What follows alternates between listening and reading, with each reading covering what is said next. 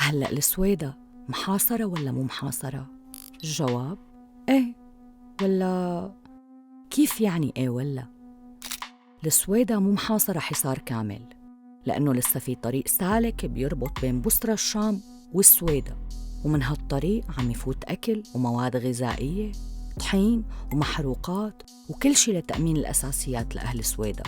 فإذا بدنا نحكي بصراحة، السويدة مو محاصرة من برا، هي محاصرة من جوا بقرار من الهجري، لأنه رافض أي معونات أو مساعدات تدخل بشكل رسمي أو حكومي، وكل شي لازم يجي عن طريق الهلال الأحمر ومن دون تدخل حكومي. وهالشي طبعاً بيصعب المهمة. يعني محاصرة؟ لا. طب مفتوحة؟ كمان لا. هي نص ونص. طيب ليش الهجري عم يعمل هيك؟ لأنه ببساطة عم يضغط ليحول قصة المعونات لقضية دولية، يعني يدول الموضوع. ليش؟ حتى يقدر يطلب من حليفه الأزرق يدخل على الخط.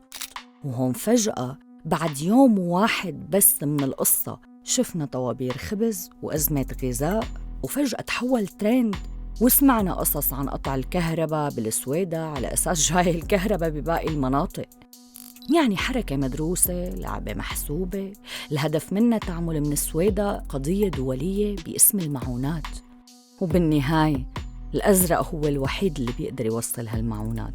وحتى قبل يومين نزلوا مروحيتين من الجار الأزرق بالفرقة 15 بريف السويداء، وكان فيهم إمدادات غذائية ومواد طبية، ويمكن كمان كان فيهم شغلات ما حدا بيعرفها. يعني باختصار القصة لعبة وكرت عم يستخدم لتدويل قصة السويداء.